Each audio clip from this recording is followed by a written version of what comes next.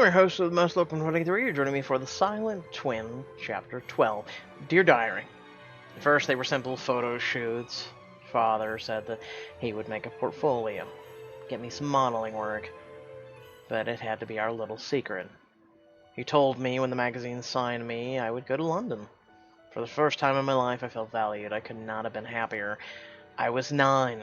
I wasn't old enough to understand what grown-ups didn't always tell the truth. Detective's note, Abigail Duncan, 9 days gone. The body found in the river isn't Abigail's. The news confirms that my encounter with Abigail's spirit suggested Abigail's still alive for now. You sit in the kitchen with Fiona. It's such a relief about the body. I mean, it's terrible that there's a body at all, but I know what you mean. Hopefully this news will help Joanna a bit. How do you mean? Well, she's been sleepwalking these past few nights. Really? I heard her and Nick talking about it. He caught her walking around the farm last night. It's a little wonder. He looks so tired and all. I see. I wonder if this is some manifestation of her emotional repression. Fiona jumps up when the oven timer goes off. Everyone has their way of dealing with things. Watch Fiona pull a tray of shortbread from the oven. Baking seems to be Fiona's. Olivia loves shortbread. She's so good at looking after the children. I wonder why she never had any of her own. Because some of us are caretakers instead of yeah, that's how I look at it. Fiona, do you see your family at all? You and Olivia seem really close. Do you see your family at all? Not as often as I'd like. My mother's in Canada, and my father passed away last year. I'm sorry to hear that. Nick pushes the kitchen door open. Jennifer, can I have a word? Here comes another verbal battle. Sure. He followed Nick into the living room. Nick runs his fingers through his disheveled hair. I don't want any bad feelings between us. Is this a peace offering? I've never been a family liaison officer. I know how hard it must be coming into all of this, having to take on everyone's frustrations. Thanks, I'd be lying if I said it hadn't concerned me. But I'm here as an investigator. I have to follow up on every concern, no matter how small. I know. I haven't given up hope, though. Abigail might still be out there alive. That's why it's important you pull together as a family. You know, underneath all this bravado, Joanna's suffering too. Nick's lips thin at the mention of his wife. He's holding back his words with me now. No way he's gonna trust me now. Not even with the slightest throwaway comment.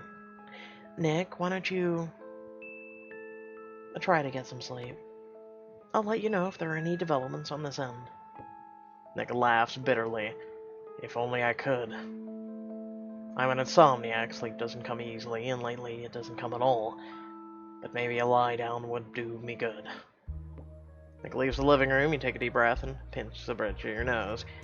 Abigail was taken by someone she knows. I'm sure of it.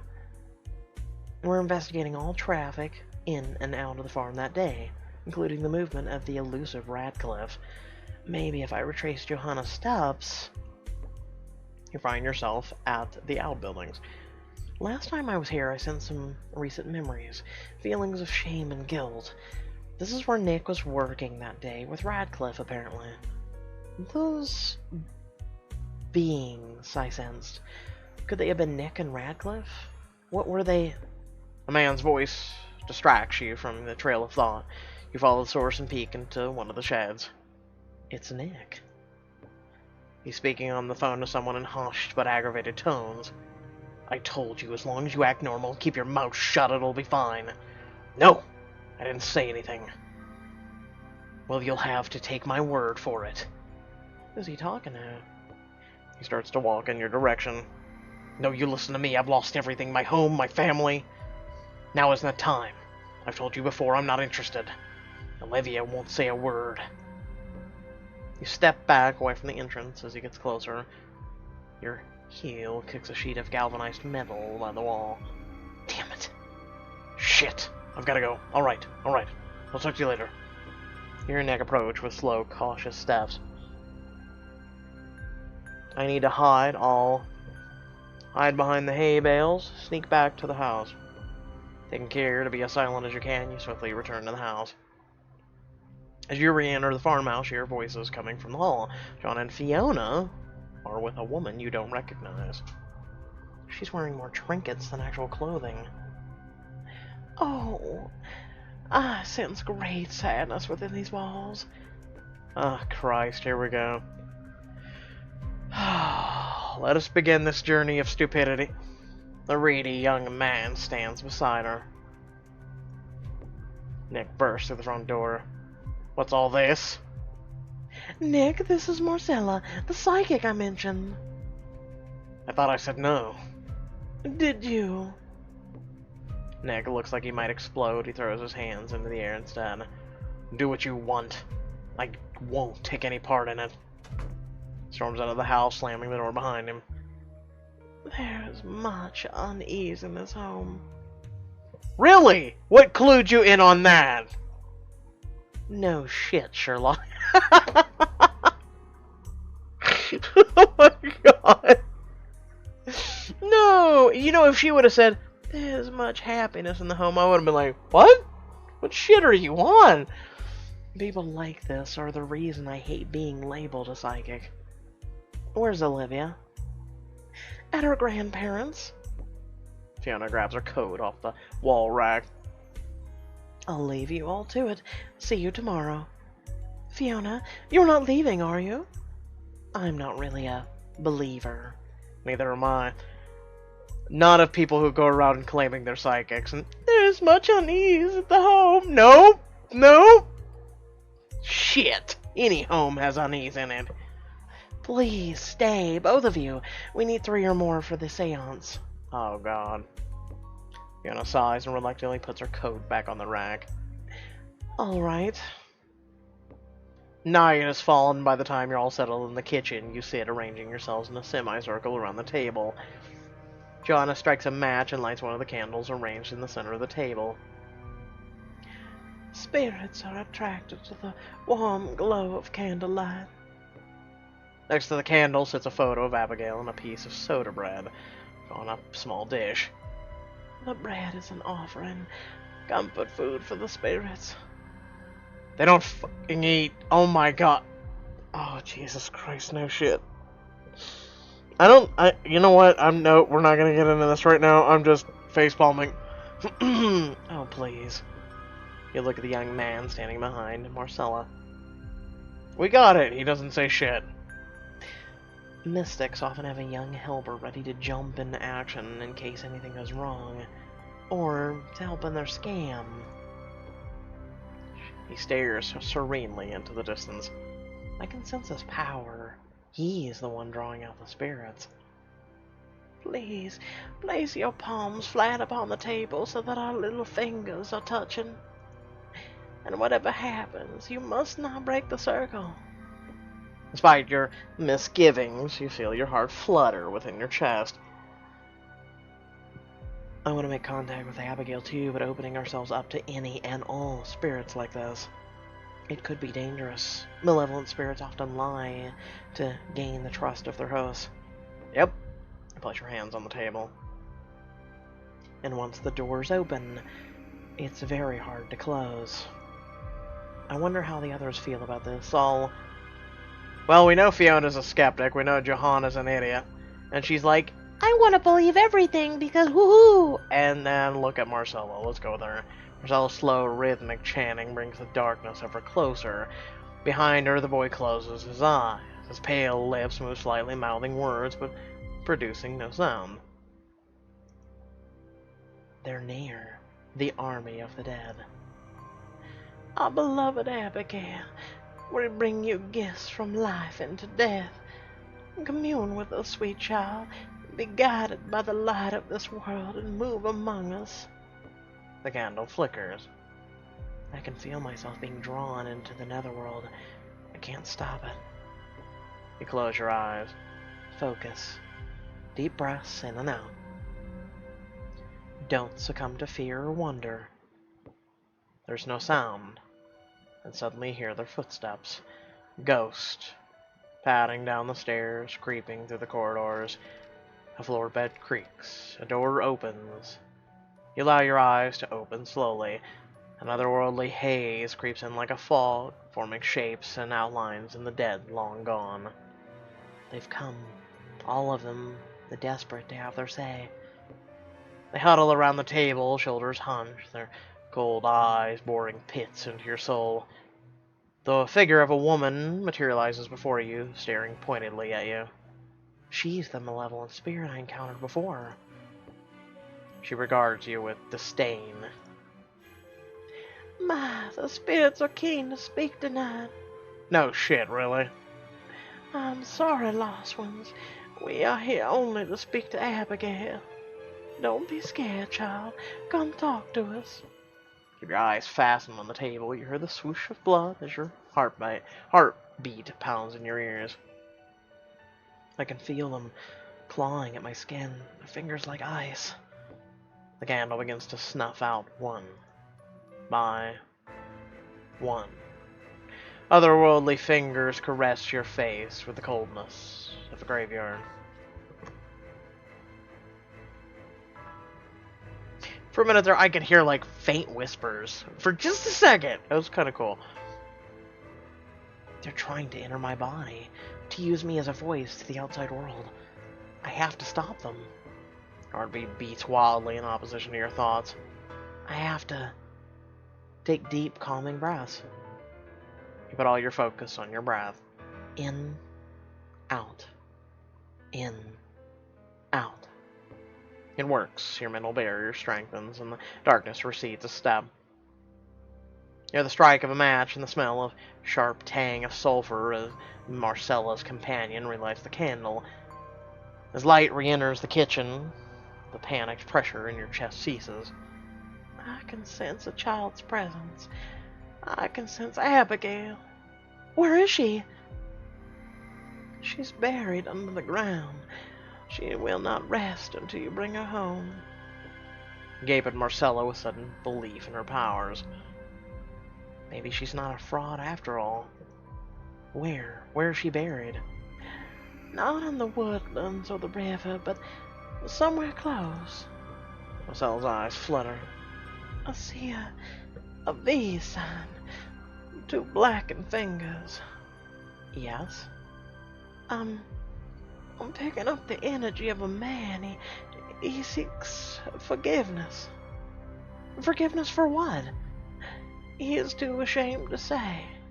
But there's a strong family link. Who is it?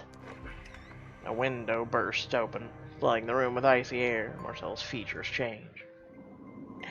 Please, Daddy, not that. Don't make me do that. Child's voice that comes from her mouth makes her skin crawl. Okay, if we're gonna do little girl voice from her mouth, okay, let's do it. I'll be a good girl, please, Daddy. Oh, I don't want to. Who is this? Who is speaking? Half a pound of Tupperware rice, half a pound of treacle. That's the way money goes.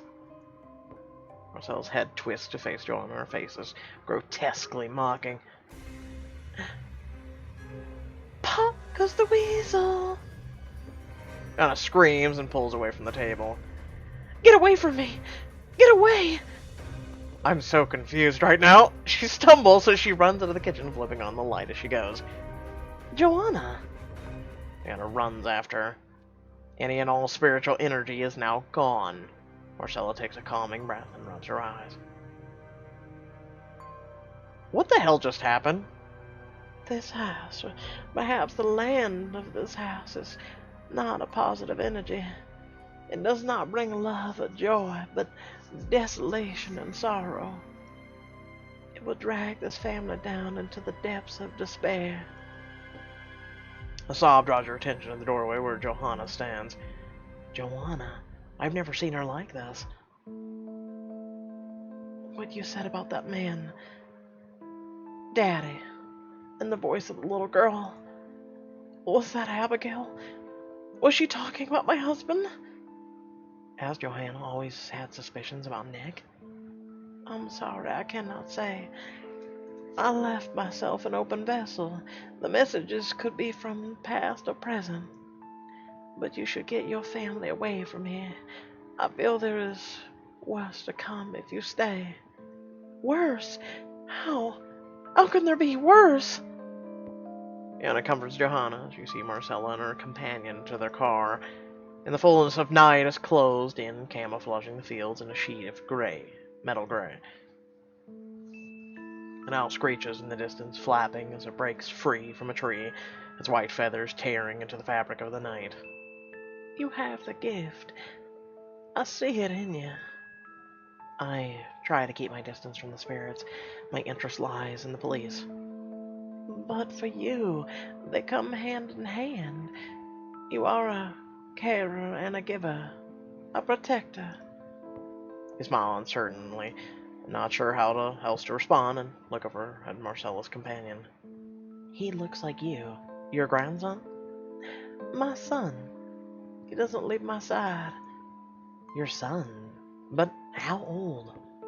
You freeze mid-sentence, eyes growing wide as the truth dawns. You are fortunate that he chose to show himself to you. I don't always see him, but I know he's there.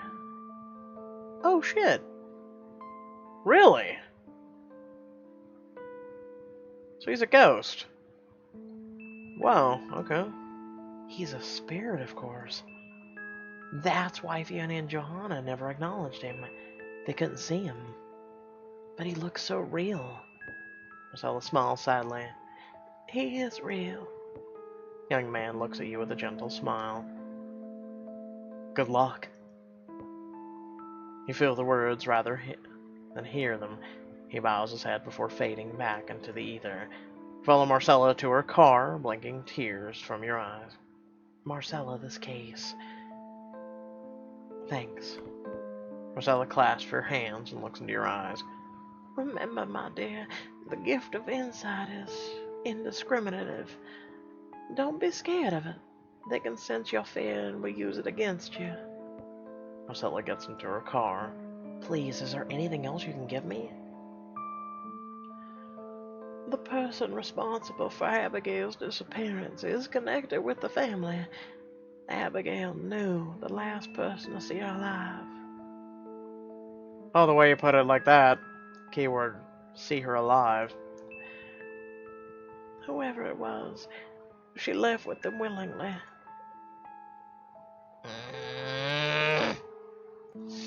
Old bag. You couldn't give us more for that? Damn. Okay, so with that being said, what do you all think? We're halfway through. Until we get to chapter 15. I wonder if chapter 15 will be the finale, or if it'll be continue until, next week.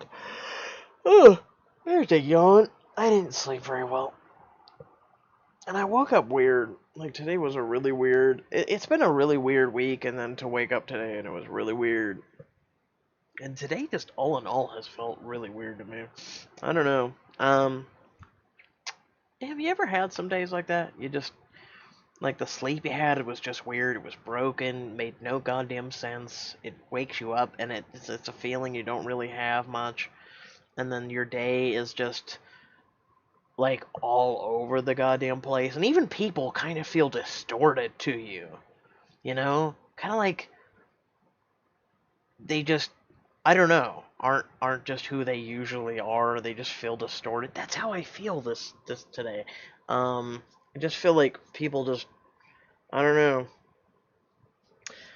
As if you say something, and it's like... you could literally remain completely quiet and they'll have a conversation in the room, and as if they're talking to you, but you don't exist. And you haven't said anything. Well, you do exist in the terms of them speaking to you, but... I don't know, it's hard to explain. Maybe you understand. I don't know.